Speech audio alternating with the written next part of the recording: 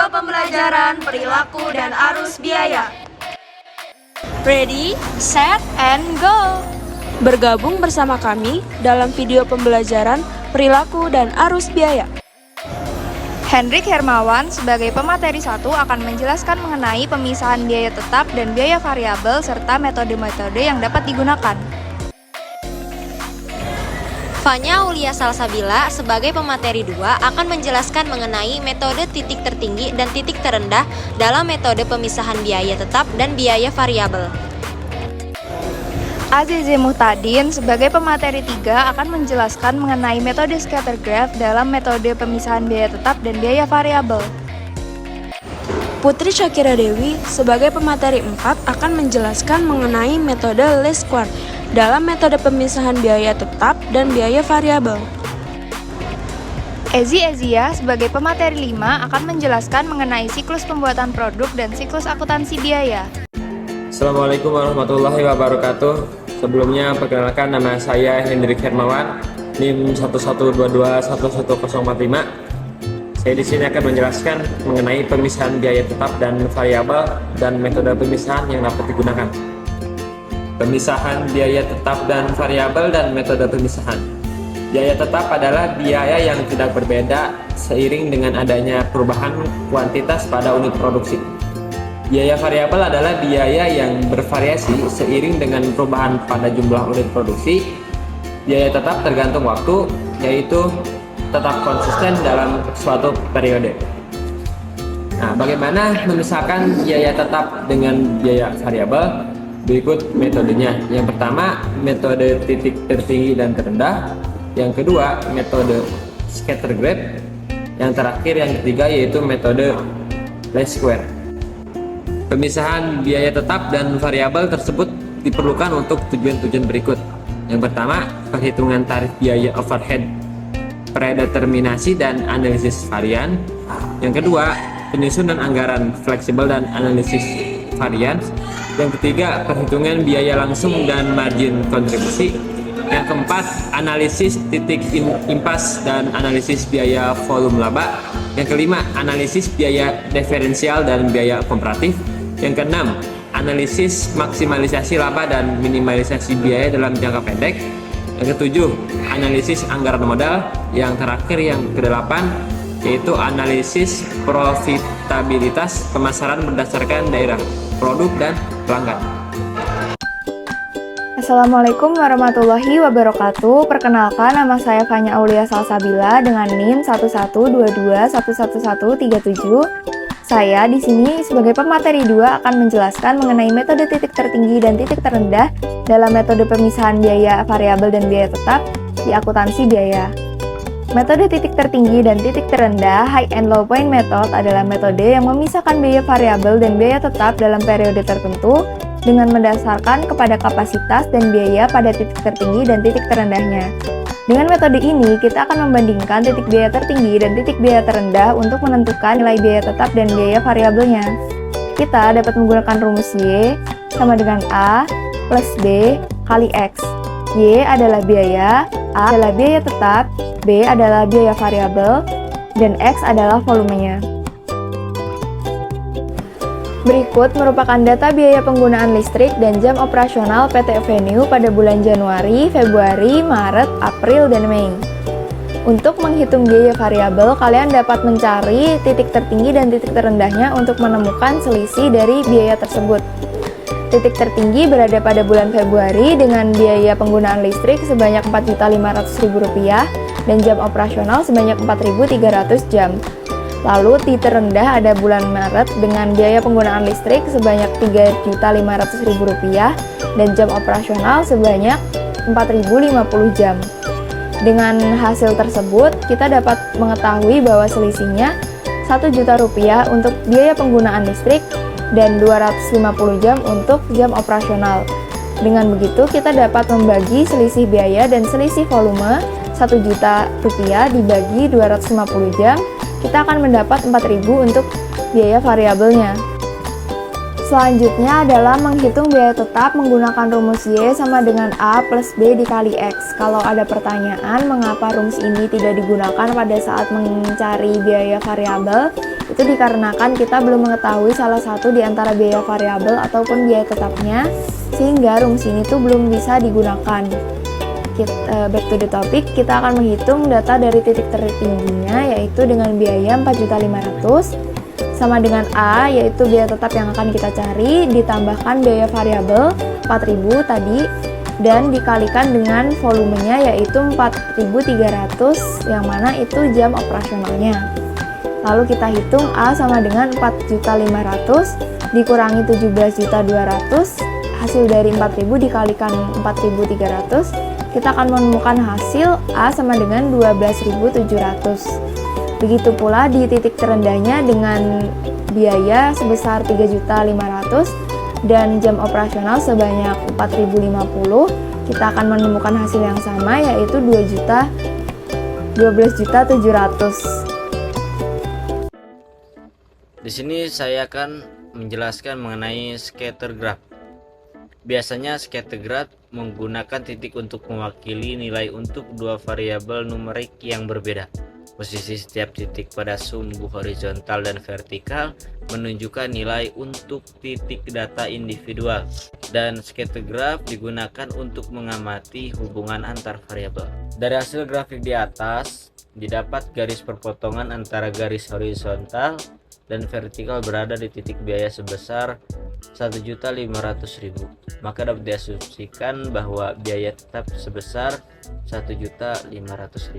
Dari data di atas terdapat 6 bulan, sehingga untuk menentukan biaya variabel maka harus dihitung total biaya selama 6 bulan tersebut. Kemudian terdapat beberapa biaya. Yang pertama ada total biaya selama 6 bulan, yakni 14.440.000.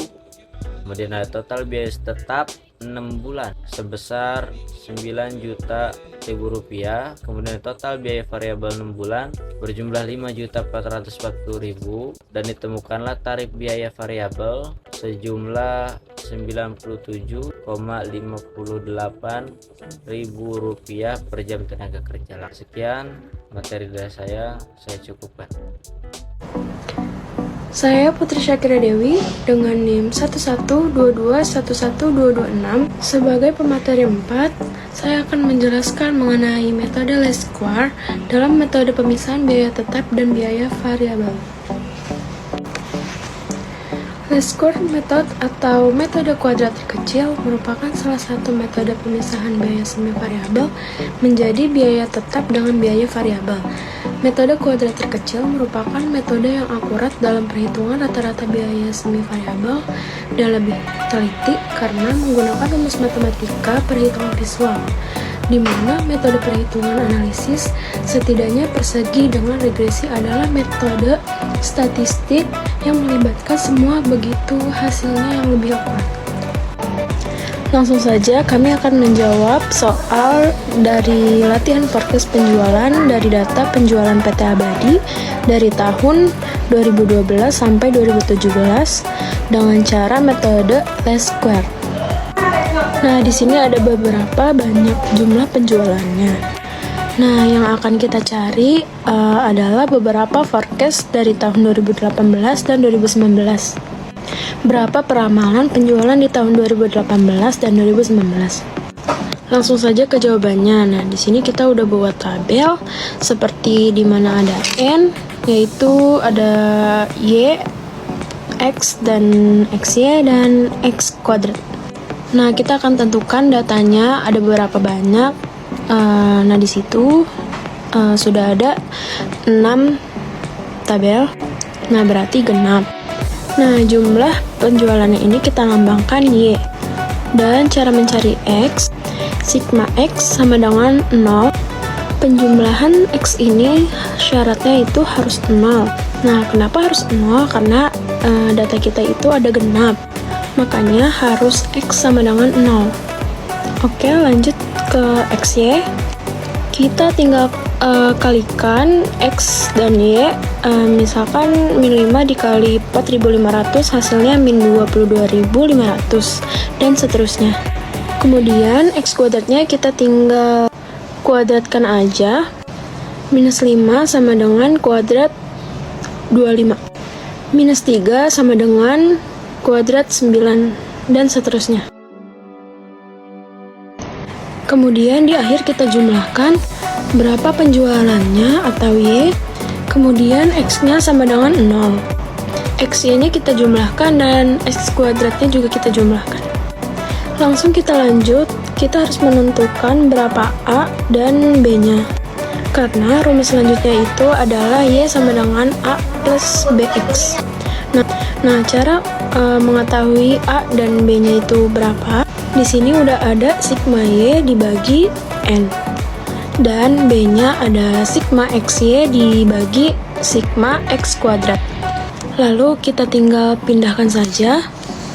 Lalu sigma Y-nya yaitu 31.500 dan N-nya itu 6. Jadi 31.500 dibagi 6 hasilnya 5.250.